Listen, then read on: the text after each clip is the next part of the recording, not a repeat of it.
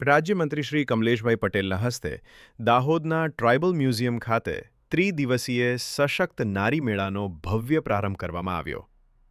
આ પ્રસંગે મંત્રીશ્રીએ જણાવ્યું કે દરેક નાગરિકે સ્વદેશી વસ્તુઓ અપનાવી ભારત દેશને આર્થિક રીતે મજબૂત બનાવવામાં યોગદાન આપવું જોઈએ અને વિકસિત ભારતના સ્વપ્નને સાકાર કરવું જોઈએ. Gujarat livelihood promotion company limited દ્વારા હર ઘર સ્વદેશી, ઘર ઘર સ્વદેશી, ઘર ઘર સ્વદેશી અભિયાન અંતર્ગત ટ્રાઇબલ મ્યુઝિયમ દાહોદ ખાતે આ મેળાનું આયોજન કરવામાં આવ્યું છે. મંત્રીશ્રીએ મેળામાં લગાવવામાં આવેલા સ્વદેશી વસ્તુઓ, પ્રાકૃતિક ખેતી અને ફૂડ પ્રોડક્ટ્સના દરેક સ્ટોલની મુલાકાત લીધી અને સ્ટોલ ધારકો સાથે વ્યક્તિગત રીતે સંવાદ સાધ્યો.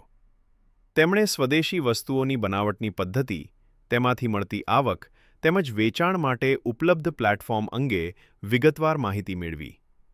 આ દરમિયાન મંત્રીશ્રીએ સખી મંડળની બહેનો, પ્રાકૃતિક ખેતી કરતી બહેનો તથા લખપતિ દીદી સાથે પણ સંવાદ કર્યો.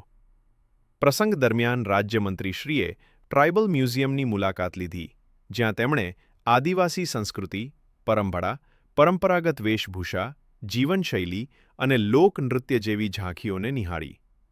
સશક્ત નારી મેળો મહિલાઓના સ્વાવલંબન, સ્વદેશી ઉત્પાદનોના પ્રોત્સાહન અને આર્થિક સશક્તિકરણ માટે એક મહત્વપૂર્ણ પહેલ બની રહ્યો છે.